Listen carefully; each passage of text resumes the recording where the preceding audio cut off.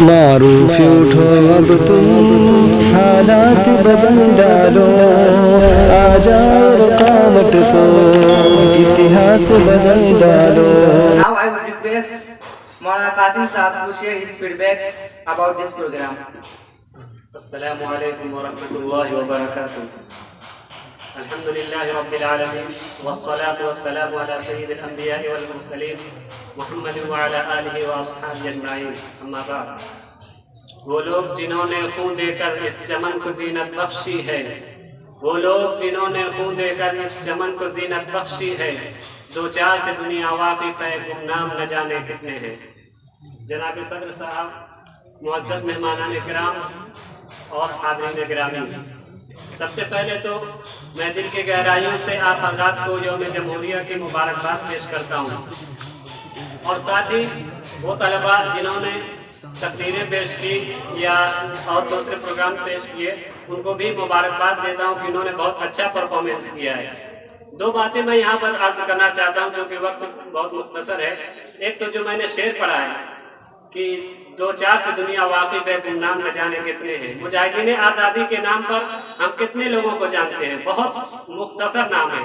ابھی ہم اگر کسی بچے سے کہہ دیا جائے کہ مجاہدین آزادی کتنے تھے، کون کون تھے، تو دو چار کے علاوہ شاید ہی اور کوئی لوگوں کو بتا پائے۔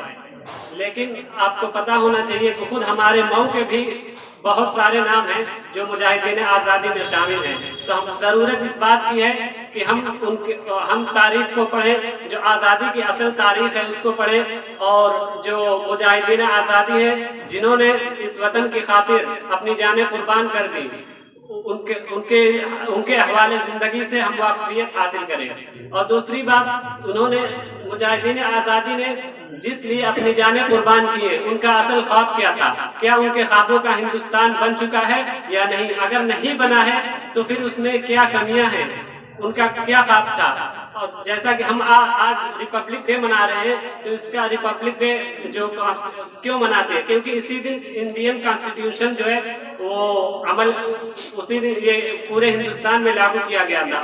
اس دن سے ہندوستان کو ایک مکمل طریقے سے ایک خود مختار اور جمہوری ملک قرار دیا گیا تھا۔